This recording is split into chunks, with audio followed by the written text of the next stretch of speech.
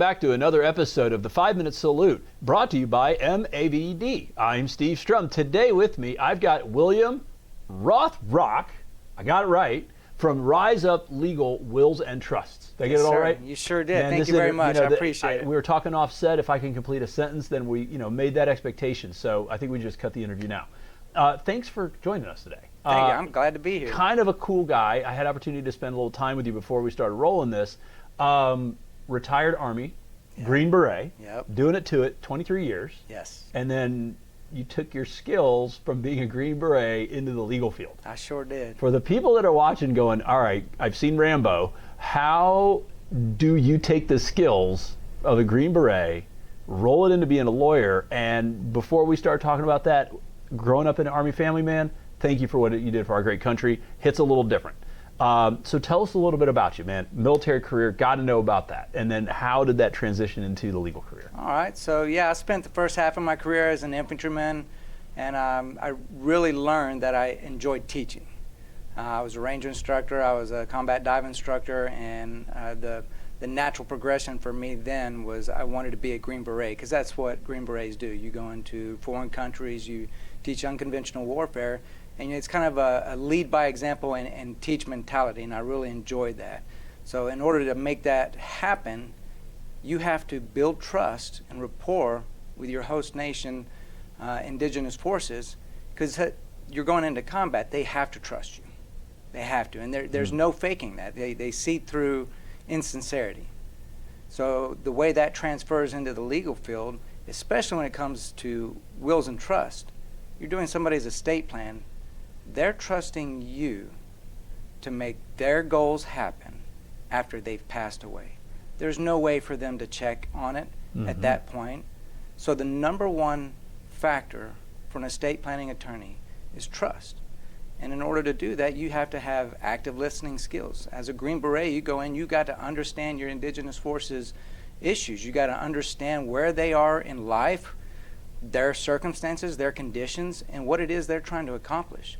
And you have to, in a way, you have to align that with U.S. goals and interests. So you listen to their goals, and you teach them and lead them to accomplish that. And in estate planning, it's the same. You have to actively listen, understand what it is they want to accomplish, advise them on the best way to make that happen, and then lead them through it. And in the end, you're executing a will and a trust. And as a Green Beret, you're executing those missions. So it's very interesting, the correlation, because outside of this world, I'm in that financial world, and if you think about the current situation with U.S. military affairs, there's a lot of geopolitical going on right now.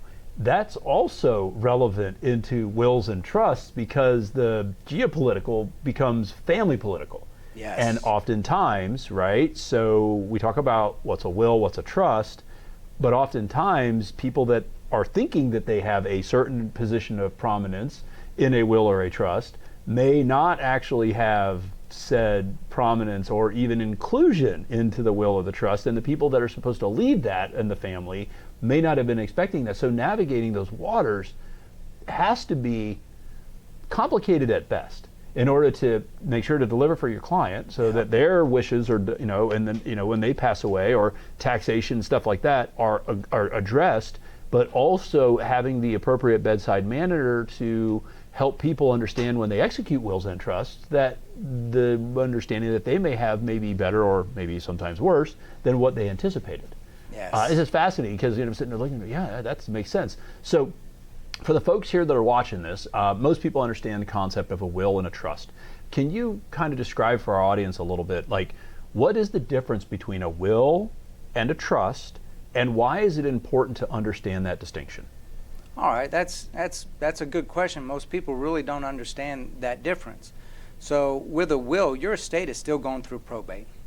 The difference is, instead of the courts determining how your assets will be distributed, you're telling the court through your will who you want to represent you, your personal representative, your executor, and how you want those assets to be distributed.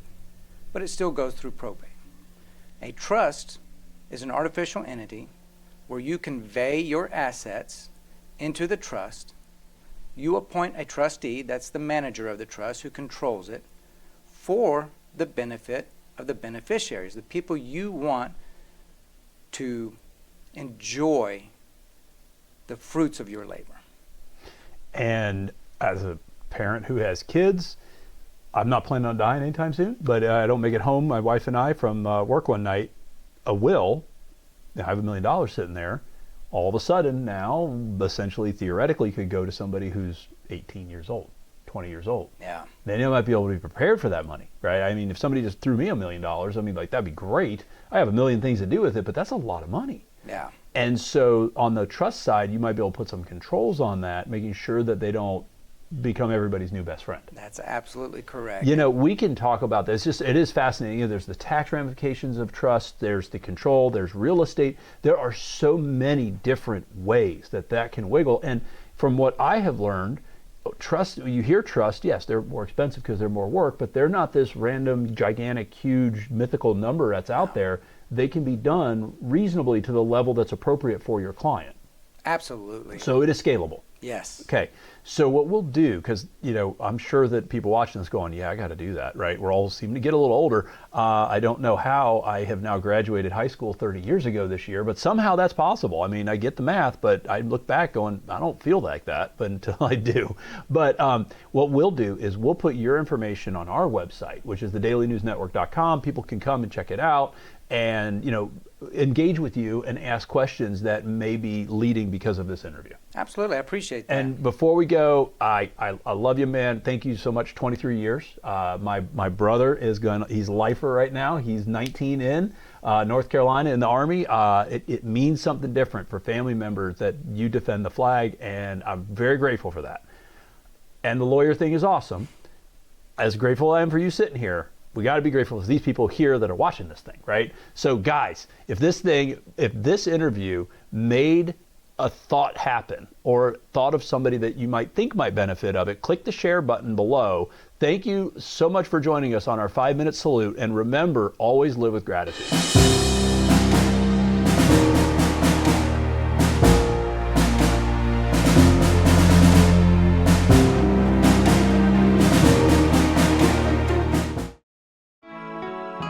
When they leave us for battle, we await their return.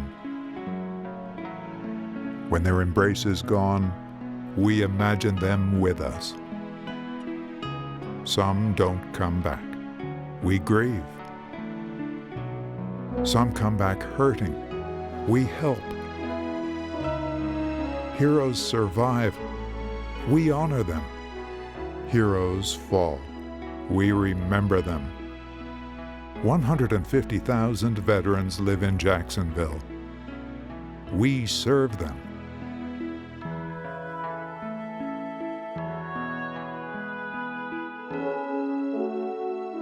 We're the Military Affairs and Veterans Department, City of Jacksonville.